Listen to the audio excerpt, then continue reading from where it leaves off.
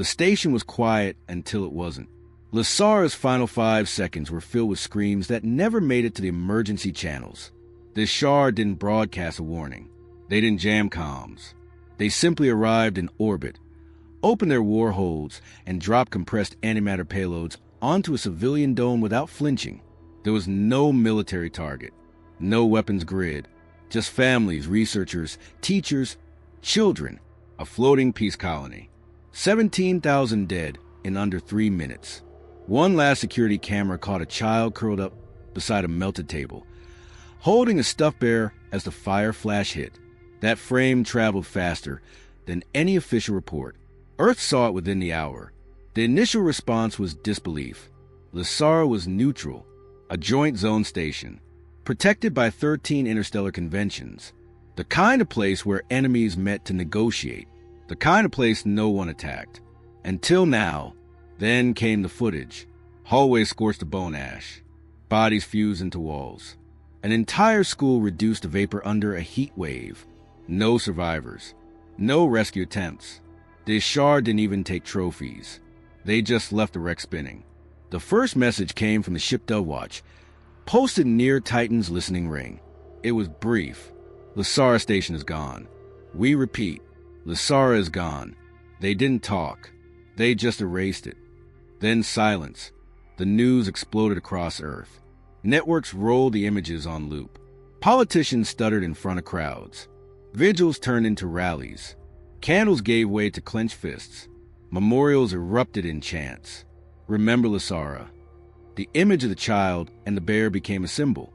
Spray painted onto military transports. Tattooed onto soldiers' arms. Printed on helmets. Blackened into armor. The words beneath it, no mercy left. The United Earth Command held its emergency summit on day 2. No diplomacy was considered. No apology awaited.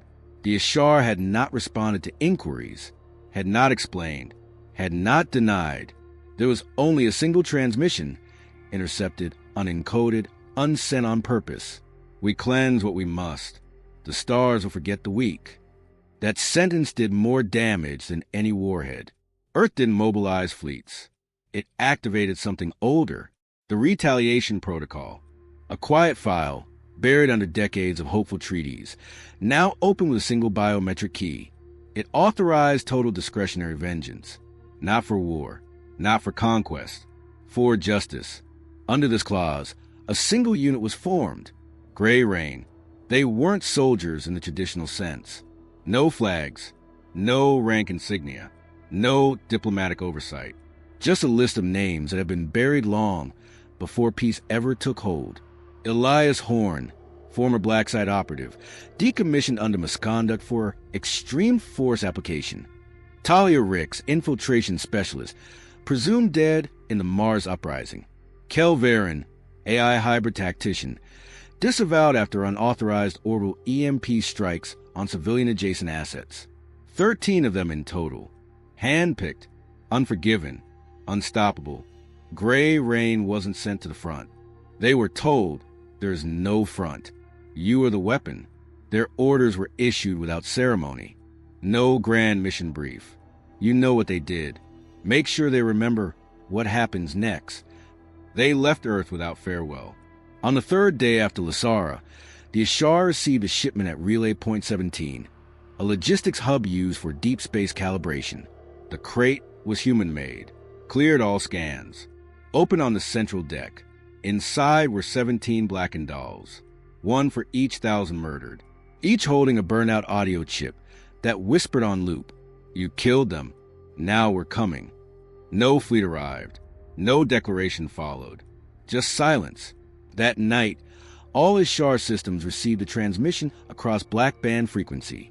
A child's voice, female soft, reciting Earth's oldest lullaby.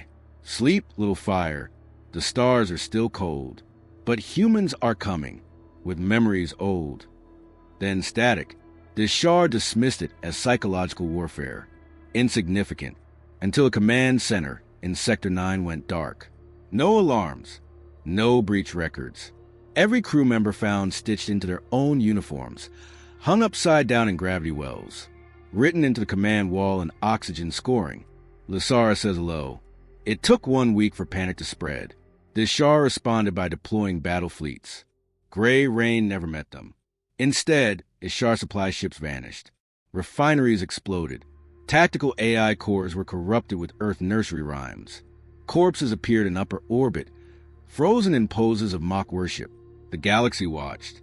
Every neutral system listened in. Earth didn't say a word. It didn't need to. By day 12, Gray Rain had struck 19 locations, not with full force, with precision. One commander, one priest, one historian at a time. The message became clear. We're not here to win. We're here to ruin you. The Ishar Cultural Archive on Karruth was found leveled. No explosive residue, just stripped memory cores. Carved across the stone. We erased your future. Now we're rewriting your past. Back on Earth, broadcasts stopped covering political debate. They didn't need to. The population was unified, quiet, focused. Everyone knew this wasn't war. This was answering, because the galaxy had rules. And Ishar broke the one that mattered most. You don't kill innocents and expect the Earth to turn the other cheek. We don't negotiate after that. We remember. The Ishar fleet mobilized on the 15th day. 70 warships. Full escort. Orbital firepower capable of glassing moons. They expected retaliation. They expected shock and awe. What they got was an empty relay tower orbiting a dead planet, and a message burned into its side in ship welder plasma. We're not coming for your armies. They found no enemies. No signatures. Only silence. Then the messages started. First, it was whispers in the command decks. Human voices embedded into long-range comms, layered so deep that scrubbing algorithms couldn't remove them. Children laughing, crying, singing Earth nursery rhymes.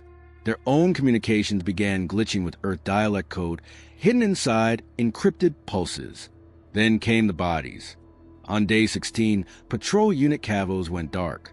When recovery vessels arrived, they found the crew, 17 Ishar officers, arranged in a perfect circle, eyes removed, their mouths stitched into human smiles. Not one shot fired. No breach alarms. The hull untouched. A single line painted in bioluminescent compound across the walls. You cleanse Lysara.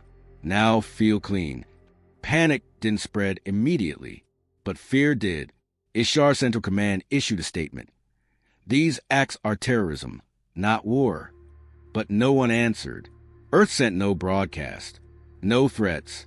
No visuals. Just more silence.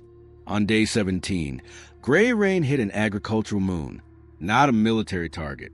They didn't kill the civilians. They let them live, after planting 13 charred child-sized dummies in the fields, each with bloodstained bear in its arms. A message left behind. We remember the quiet ones, the ones you burned. Word spread fast across the Dominion. Commanders doubled security. Priests canceled public appearances. Memorial statues were torn down, fearing they'd be targeted next. And still, no declaration of war from Earth. No treaty offered. No surrender accepted. Gray Rain didn't want surrender. They wanted memory. On day 19, the Black Spire, a revered data vault and temple, received an unmarked human container. Inside, a projector. No power source. No signal trace. It activated the moment the vault door closed. A 15-second hologram played in complete silence. Lysara Station. The child. The bear. Over and over. The priest inside didn't touch it. Some wept. One fell to his knees and tore off his sigils. The others started burning the archives. On day 20, Earth's Ghost Intelligence intercepted an Ishar fleet message meant to be secure. We are not prepared for this form of war. They do not destroy our walls. They destroy our symbols. Gray Rain moved again. This time, they struck a command citadel deep inside the Shari Nebula. No casualties. They didn't kill anyone.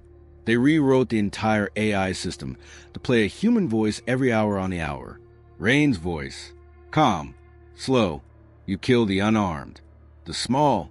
The ones who never held a weapon. And now, everywhere you walk, they follow. After 48 hours, the AI systems melted down. Half the base evacuated. The others chose death by self-immolation. On day 22, Gray Rain found something new. Not a target, a survivor. Ishar Lieutenant Axum, sole escapee from an ambushed transport ship. They didn't kill him. They let him run. They let him live. He wandered for 4 days before arriving at a border colony screaming. They don't speak. They don't bargain. They watch. By day 24, the Ishar war machine stopped advancing.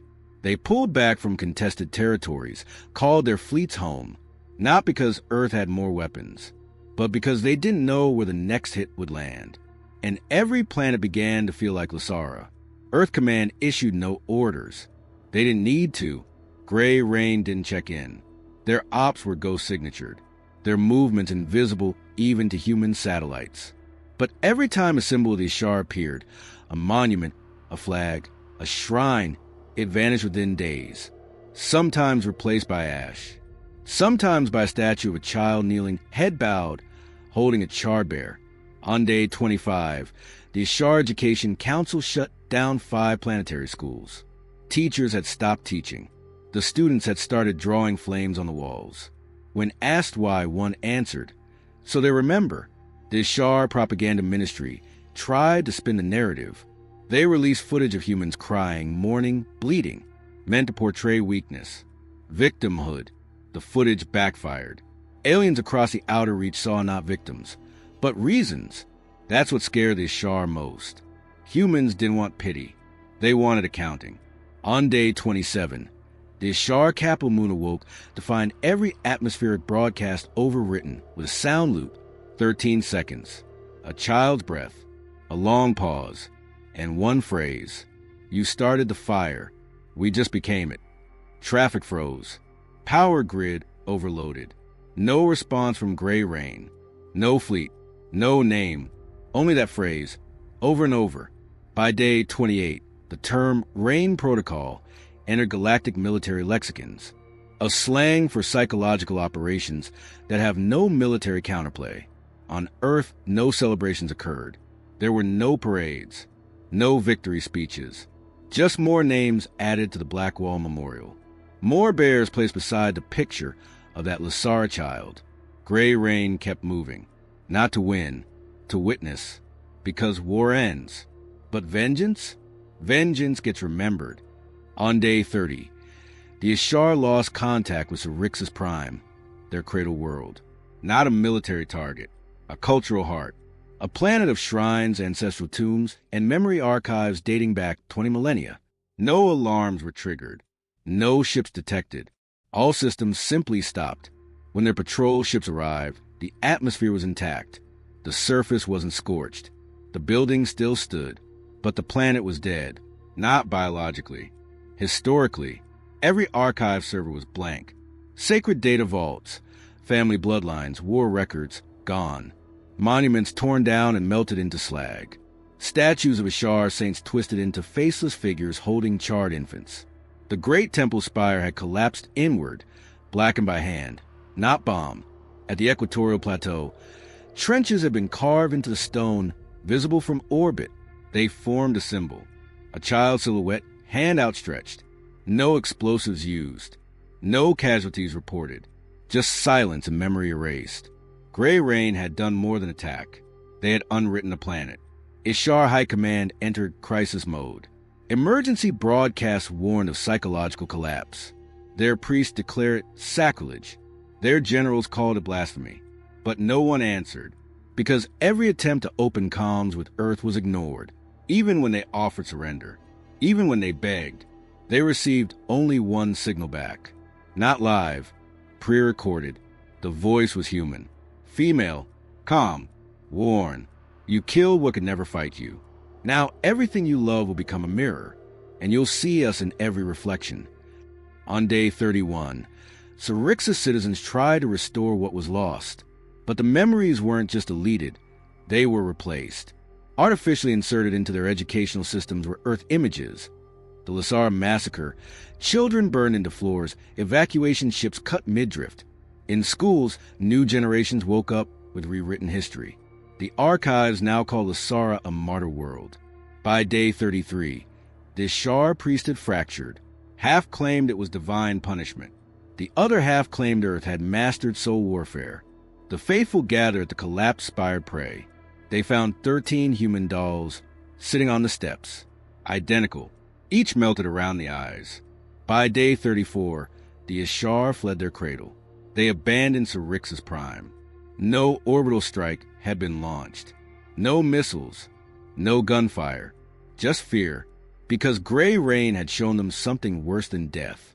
Oblivion, not silence, erasure. One high commander, speaking off record, whispered to his aide, "They aren't killing us.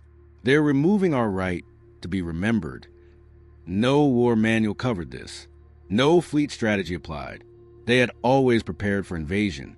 They had not prepared for a species willing to haunt them. On Earth, the public didn't cheer. They didn't speak. By now, every screen simply played a single still image on repeat.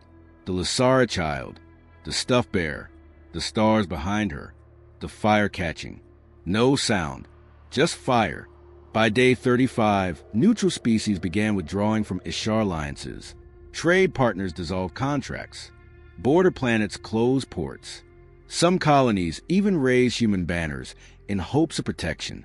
The galaxy didn't see Gray Rain as soldiers anymore. They saw them as warning signs. The Ishar Navy proposed a final act. Full-scale retaliation. Glass a human colony. Show dominance. Reassert power. The proposal was rejected. Unanimously, their Admiral Board knew there would be no retaliation, because retaliation meant relevance. And Earth was no longer playing the same game. Ishar were defending identity. Humans were rewriting legacy. On day 36, the last act on Syrinxus unfolded. A probe landed, unmanned, silent. Inside, a sculpture made of blackened ship plating. A child kneeling, facing away, clutching a melted bear. Beneath it, no words. No plaque, just a quiet pulse embedded in the stone. It sent out one phrase every 30 seconds on an untraceable frequency. We don't forgive. We don't forget. We don't stop. A message, a sentence, a verdict, and the galaxy listened. On day 38, the Ishar High Chancellor initiated surrender. Not a ceasefire, not negotiation. Total, unconditional surrender. A full transmission was sent to Earth. Holographic, ritual-bound, and delivered with bare hands held high, an act reserved for species who admit spiritual failure. The Chancellor removed his war sigil. His voice cracked. We asked for mercy. We asked for remembrance to end. The message never reached Earth's diplomats. Gray Rain intercepted it. They didn't respond with words. They responded with a single kinetic strike, not on a city, not on a military site, but on the surrender vessel itself. It was obliterated mid-transit, turned into falling debris above Ishar capital. No survivors. Scorched into the remaining data core. A line of Earth code translated by analysts as, "You don't get peace until they rest." Panic hit harder than fire ever did. Ishar Command dissolved the next morning. Priests retreated into isolation domes. Public memory centers were burned by their own citizens to avoid further desecration. Ships stopped responding to hails. Colonies disconnected from each other out of sheer dread that connectivity itself might invite human eyes. Day 40 brought Operation Emberwake, Gray Rain's final directive. Not to kill, to erase. 13 micro-payloads, each carrying AI-designed viral code, were released into the Ishar's core memory web, the very system that stored their culture, history, genealogy, and spiritual texts. 48 hours later, it was all gone. Millennia of records, dynasties, sacred wars, art, language roots, wiped, replaced only with fragments. Fragments of Lasara, audio logs of the burning, the child crying in static, the screams at Station 14, glimpses of melted toys, echoes of unanswered distress calls, loops of Earth silence. On day 43, the Ishar identity fractured, entire bloodlines erased, pilgrimage maps broken, cultural software glitched beyond use. No two systems agreed on who they had been. New factions formed. Some worshiped humanity, calling them Fire Sent. Others collapsed into suicide cults claiming the Ishar had already died and just hadn't realized it yet. Ships drifted with no command. Colonies turned to dust. The Ashar Dominion was no longer an empire. It was a ghost of a memory. Earth never celebrated. There were no banners, no holiday, no speech. Only the slow, quiet dismantling of gray rain. Each operator vanished back into the dark, not praised, not named, because this wasn't justice that could be commemorated. It was punishment, one that needed no authorship, one that wrote itself into the fabric of galactic history. On day 50, Earth sent a probe into neutral space. Small, black, silent, inside a hollow capsule. The recording showed a child, not animated, not dramatized. The real child from Lasara, 5 years old, standing by a viewport, holding a flower. Her voice soft, almost lost in the static. I wanted to go home. Then the footage looped. No threats, no context. Just that, and the stars listened. The Galactic Council convened within the month. After reviewing classified files on the Ashar collapse and Gray Rain's operations, Earth was officially assigned the unprecedented classification. Category Black, culturally weaponized species. Not because of fleet size, not because of planetary count, because of intent. Earth wasn't feared for its guns. It was feared for its memory. The verdict passed. Do not provoke Earth. Do not harm its children. Do not forget Lasara. But by then, no one could forget, because revenge like this didn't burn bright. It settled in shadows. It whispered across generations. It turned history into warning. In every galactic schoolhouse, regardless of species, there was now one page in every foundational book. Humanity will not attack without reason. But if reason is given, run is no longer strategy. Gray Rain became myth. No official photo. No confirmed member. Only stories pass in dark corridors. Stories about how Earth doesn't retaliate the way others do. It doesn't just hit back. It breaks the mirror, replaces it, and makes you watch yourself fall apart. They killed innocence. And Earth didn't scream. It remembered. It waited. And then it made sure the galaxy would. 2.